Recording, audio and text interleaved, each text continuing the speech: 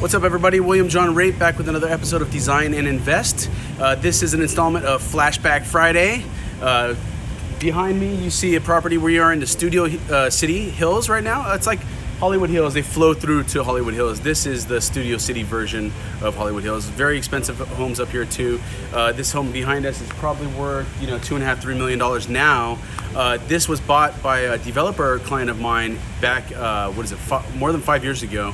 And it took about 2 years to construct, to renovate. I wanted to keep true to the vision of the original architect. He's a famous architect, Michael Pierce. He designed this, and this is an 80s modern. And he was actually really famous back then doing these 80s moderns. And still, I think the firm is still around to this date. But this particular property was actually also is attached to some celebrity. It was owned by was it Dennis Miller? Dennis Miller owned this, and I believe a couple other people. But we picked this up. Well, my developer picked this up 5 years ago, and we jumped in. I wanted to keep it true, so I kept the front white. If you look at it, there's sand finish stucco around the property. Even the front was sand finish. Sand finish is not now very modern. Back in the days, it was very modern and the thing to do. So what I did was I smooth stuccoed the front of the house only, and I kept the rest of the house sand finished, because to change it all, it'd be really expensive. That's probably $35,000 stucco job. It's a lot of stucco. And I cladded the eaves and the garage door with wood, reclaimed wood, and we went vertical on the garage door and horizontal on the fencing, as well as the side of the pedestrian side of the front door. We used a big oversized aluminum front door, one light door, and I've been using these a lot more now too since then. This is the first property that I used it on. We used Milgard windows and a combination of Fleetwood throughout. And the interesting part about this house is that the only roof on the entire house is over the garage. All of the other spaces are covered by decks. So it's a deck, roof deck. This is probably, if you count every level, there's probably 6–7 levels to this home that go down the side of the hill with beautiful views. I'll show you a video at the end of this this video of the finished. And I wanted to keep it very modern, but also I didn't want to start chopping up walls and really changing rooms and formats, because I wanted to stay true to the original architect. And so I chose ultra white modern tile. I think I used either 24×24 or 12×24s throughout the first 3 levels of the house, and then I went down to a dark wood. So I played on light and dark throughout the house, everywhere I could. Dark walls, light floors, white walls. Just played with all of that. Light cabinets, dark counters. We used Viking appliance package, and some beautiful features. Another really interesting fact about this house is this is kind of where I got my start in Airbnb. I had one Airbnb before this, and so it was but just before this, it was already on my mind. And these clients had a hard time selling this, because when they were selling it, 4 years ago, it wasn't the greatest market.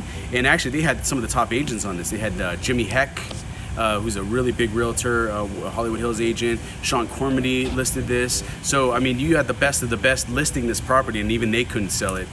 So the market was just really not great. The price, the owners weren't really budging on the price. They wanted what they wanted. These guys own half of LA to these developers, so it's wild. I don't want to get into their business, but they own a lot. So they're like, hey, you know what? Let's take it off the market. Let's just list it, for a lease, and just forget about it for a few years and revisit it, or whatever their plan was. And I already staged it. It was all fully furnished, and I had a conversation with them like, well, hey, have you ever considered Airbnb?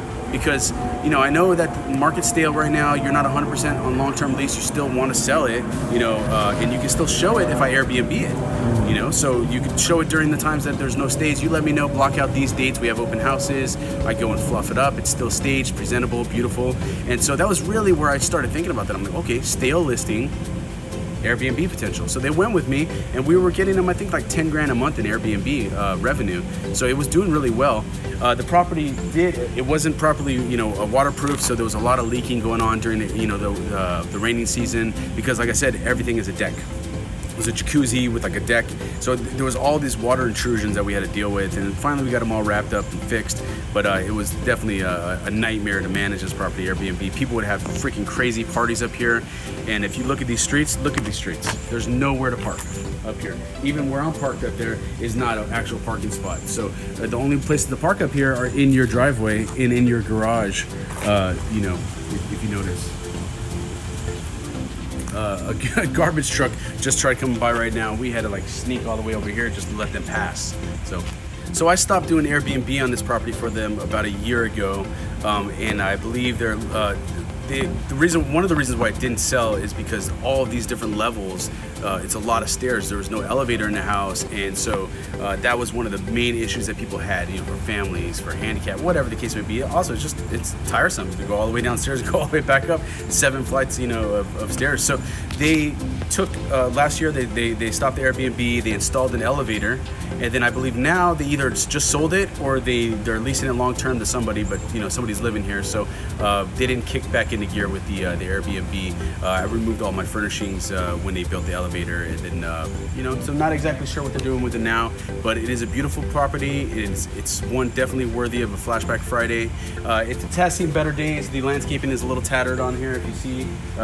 They aren't keeping up with it, and the garage door seems a little, you know, a little wonky right now. I'm not sure what's going on with that, but you know, it's held up pretty well. The bones still look good, and it is a great property. You'll see right now. Okay, now we're going to show you some befores of the property when we got a hold of it, some afters, as well as a video of the after, doing a walkthrough, and some cool aerial shots and stuff like that. Remember, design, invest, and repeat.